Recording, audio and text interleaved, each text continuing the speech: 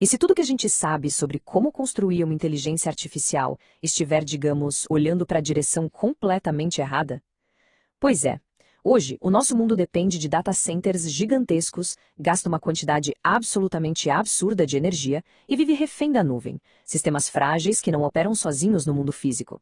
Mas, na nossa análise de hoje sobre a arquitetura IonFi, a gente vai explorar uma tecnologia que vira esse jogo de cabeça para baixo. Então, vamos direto ao ponto. A arquitetura IonFi, que também é super conhecida pelo codinome Phonix, faz algo impensável na engenharia eletrônica. Ela elimina os blocos digitais discretos, os famosos zeros e uns, e, o mais chocante de tudo, ela arranca fora o relógio, o clock da CPU. Isso mesmo, sem processamento passo a passo, sem pacotes de dados pulando de um lado para o outro, é a substituição total de um ritmo artificial por um fluxo completamente orgânico. Nosso roteiro hoje vai ser bem dinâmico. Vamos do fim do relógio, navegando pelo oceano contínuo de silício, desvendando a cicatriz como memória, aplicando isso na robótica em ambientes hostis e, para fechar, vamos discutir o que está sendo chamado de a alma da máquina. Número 1. O fim do relógio e o meio contínuo unificado. Pensa comigo. Para entender o impacto disso, a gente tem que desconstruir essa ilusão do tempo fatiado dos computadores atuais. Quando você constrói um chip sem barramentos separados de dados, o circuito não tem mais barreiras. A informação não é picotada em milissegundos, ela simplesmente flui inteira. E esse comparativo ilustra perfeitamente o tamanho dessa revolução.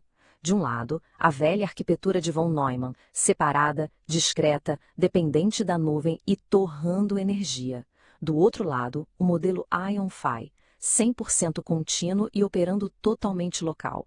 Uma alteração de tensão elétrica desliza instantaneamente de uma ponta a outra, sem precisar de cálculos binários parando o trânsito. O resultado disso na prática? O consumo de energia despenca para a casa dos microwatts. É surreal. Vamos para a nossa parte 2, o oceano contínuo de silício e a topologia de impedância.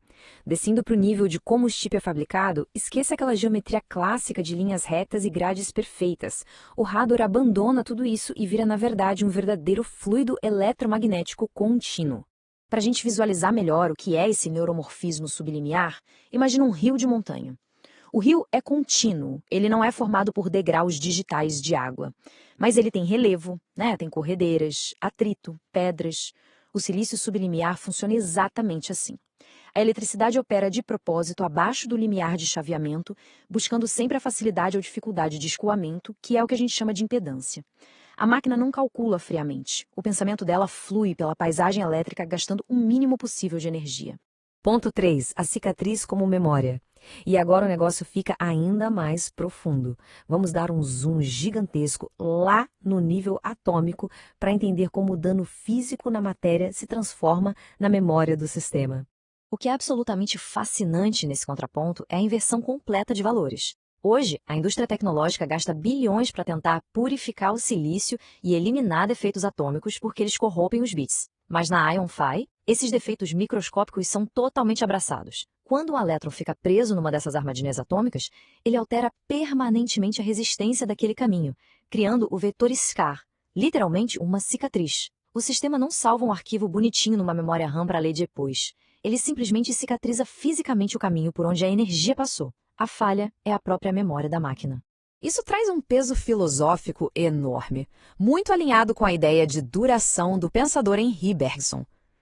Para essa arquitetura, o passado não é um arquivo morto salvo no HD. O passado é um rastro físico, uma voltagem residual cravada na estrutura dos átomos do silício.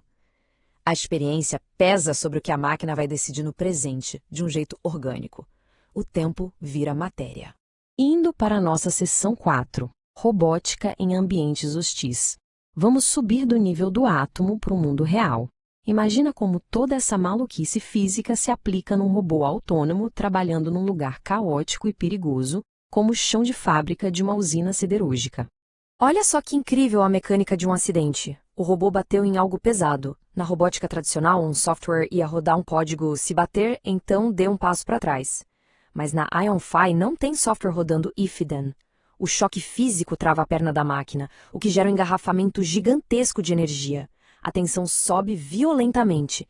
Como a natureza sempre busca o caminho de menor esforço, a eletricidade simplesmente foge daquele bloqueio em direção aos canais de menor impedância. E o que acontece? o robô recua e se adapta organicamente só para evitar o derretimento do próprio sistema. E as consequências práticas disso são gigantes. Operando de forma contínua em picoamperes e resolvendo os problemas na própria placa através dessas cicatrias elétricas, a gente alcança 100% de autonomia real. Pode dar adeus à nuvem. A máquina não precisa transmitir terabytes de dados. A bateria dura de forma impressionante e, claro, o sistema fica completamente imune a ataques cibernéticos remotos. Afinal, o hardware não está nem conectado à internet para poder sobreviver. O que nos traz a nossa quinta e última sessão: a alma da máquina e o chip veterano. Esse é o grande clímax comercial e filosófico de tudo que a gente discutiu até aqui. O pulo do gato dessa revolução é entender que o atrito, o dano e as falhas viraram um produto. Digamos que aquele nosso robô da siderúrgica, depois de desviar de lixo e fogo por 10 anos, quebra a carcaça de vez. Você joga o metal fora, mas tira o núcleo dele, o coração Fônix, que está lotado de poeira e cicatrizes atômicas. Esse chip super experiente é então plugado no robô novinho. A indústria vai passar a vender experiência herdada. O robô novo já acorda tenso, reativo, com uma matriz de impedância moldada por uma década de perrengue. O treinamento é puramente físico e ele pode ser transplantado. É loucura, né? Aí só para deixar claro, antes que pareça ficção científica, a ciência por trás disso já está rigorosamente validada.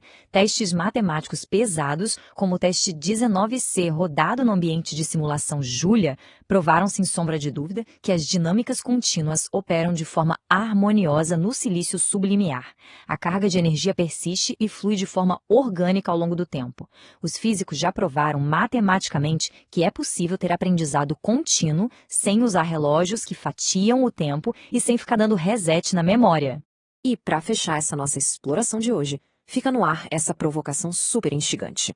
Ao compactar resiliência, atrito contínuo e puro sofrimento físico direto na estrutura atômica de um transplante de silício, transformando essas cicatrizes numa inteligência que pode ser passada adiante, a gente estaria dando o primeiro passo para criar algo próximo de uma alma na máquina?